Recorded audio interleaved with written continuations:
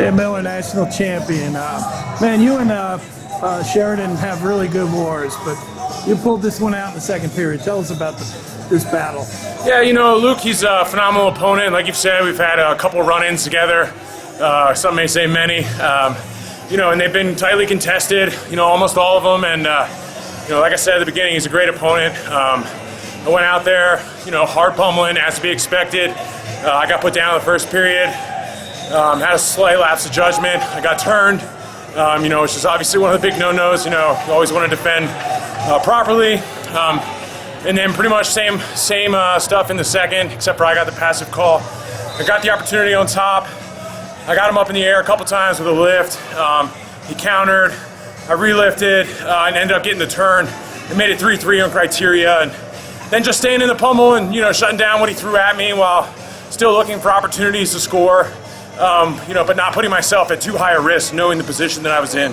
So just a very smart, tactful match. I think he also wrestled a very smart, tactful match. And, you know, again, if it was vice versa and the same things happened in opposite periods, you know, he would have been winning on criteria. And so, you know, I'm thankful for the way things played out. And, you know, I'm happy that I could perform, and obviously happy to be bringing home another national title to the All-Marine Wrestling team.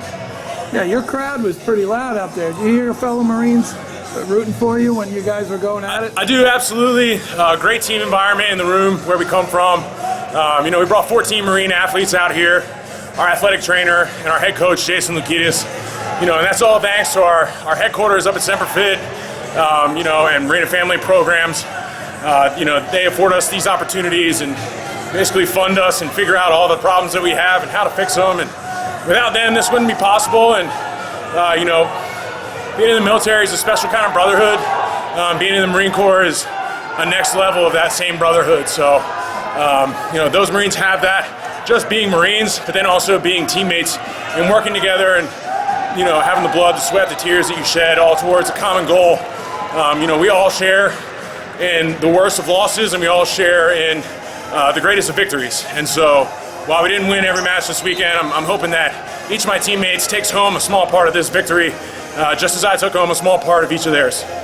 This obviously gives you a big boost going into the team trials. You're going to have a nice seed. And not to look past anyone that you're going to have to beat at the trials, but the guy that's kind of loomed large over this weight class here domestically is D'Angelo Hancock. What do you have to do to get past? I mean, this is a big hurdle, but what's it take to get to that next level? Take it one match at a time. That's it. Everybody, one match at a time. Focus one at a time. You know, every match is a gold medal match. You go out there, and it doesn't matter if you know him. It doesn't matter if he hasn't lost domestically in however long. Every match is a gold medal match. And you go out there with that mentality, and you leave whatever you got on the mat, come away win or lose, and you can be proud of yourself, you can be proud of your performance, and you can improve from there, which is what we do every day. But as far as like what I could do right now, you know, if I was out there against D'Angelo Hancock right now, it's, you know, treating it like a gold medal match, you know, whether it's the first round or the last round or whenever it is, and performing as such, you know, because if you don't go out there and treat it as a gold medal match and get knocked off in the first round, and you don't have a chance at that gold medal. You know, so that's what I'm trying to do in every match, no matter who the opponent is. You know, focus on myself, go out there, fight and compete as hard as I can. You got a stop sign, sorry, and so that's got to help. But you also got, for the first time here, they were giving out those Stetsons.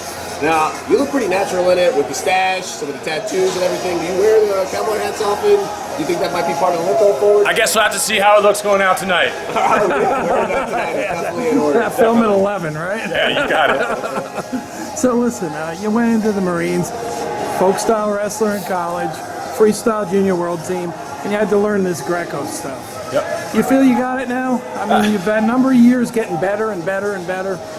Yeah, you know, I'm fortunate that I'm still wrestling it. I felt like when I was wrestling folk style, by the time I graduated, you know, I was just starting to really learn it, and I felt like by the time I had to give up freestyle, I was just really starting to learn it. And I feel like good wrestling is good wrestling no matter what style it is.